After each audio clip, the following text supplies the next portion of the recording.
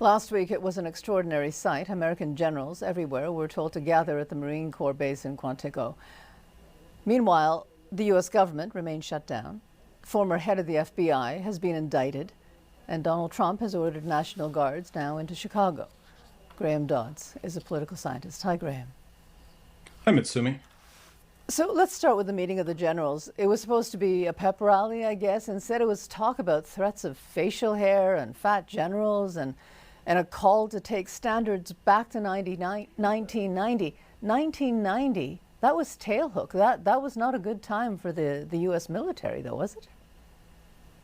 No, I agree. I mean, this was really strange. It was like the Secretary of Defense arguing that he liked the old 1980s Top Gun movie with Tom Cruise better than its more recent sequel. And, I use the pop culture analogy because this is really part of the culture wars, I think. This is the Secretary of Defense trying to give a MAGA-style rally talk to generals who are supposed to be outside of politics and didn't much applaud it. So it really fell flat. But again, I think this is an effort to score some points in the culture wars.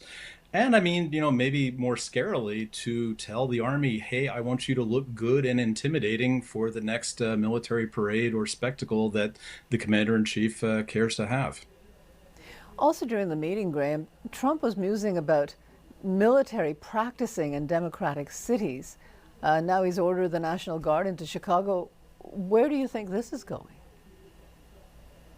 Nowhere good. I mean, this is deadly serious stuff. I mean, we can laugh about chubby generals and their facial hair, but I mean, when the commander in chief orders the U.S. military into American cities, ostensibly to fight crime, even though crime is at historic lows in most of these places, there's something going on. And, there are laws meant to prevent this or limit it.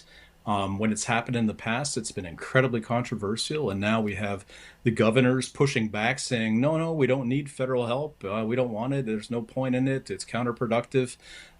So, some people are saying Trump is doing this to try to elicit a response. He's sort of hoping for a militant response against U.S. forces that would then justify Trump calling the military into even more cities, perhaps as a prelude to suppressing the vote a year from now.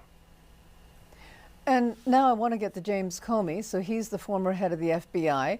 He's been indicted. It's no secret that Donald Trump hates the man. Few people think the case against Comey has any merit. So what does this indictment tell you? One thing it tells me is that former President Joe Biden was very smart. Biden, late in his presidency, issued preventative, future-looking pardons for his family members and for many government officials who he thought could, meet the ire of President-elect Trump through politically trumped-up charges. And of course, that's exactly what's happened here. So Comey's an interesting figure in all this. It was, sort of courtesy of Comey's musings about Hillary Clinton's emails that Trump got elected the first time around. I mean, most people who've looked at this carefully say there's not much to it, there's not much merit.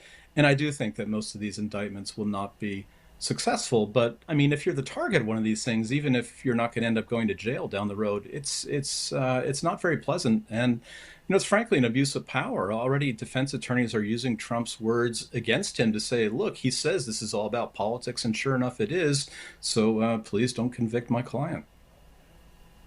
And finally, Graham, the government shut down. This affects millions of people. How long do you think this could go, and who are people going to blame for this? Yeah, this is really a big mess. I mean, this does happen from time to time when Congress and the president can't agree on funding. It happened during Trump's first term. It also almost happened in March, but Democrats caved in and gave the president some funding that's now expired. And Democrats, it seems, are not willing to go along again. They feel they can't trust Trump, that he reneged on the deal they negotiated with him last time, and they're just not going to sort of help Republicans get out of this. So it's hard to see how it ends, and it's unpleasant. I mean, people are working without pay. There are services that are not being provided.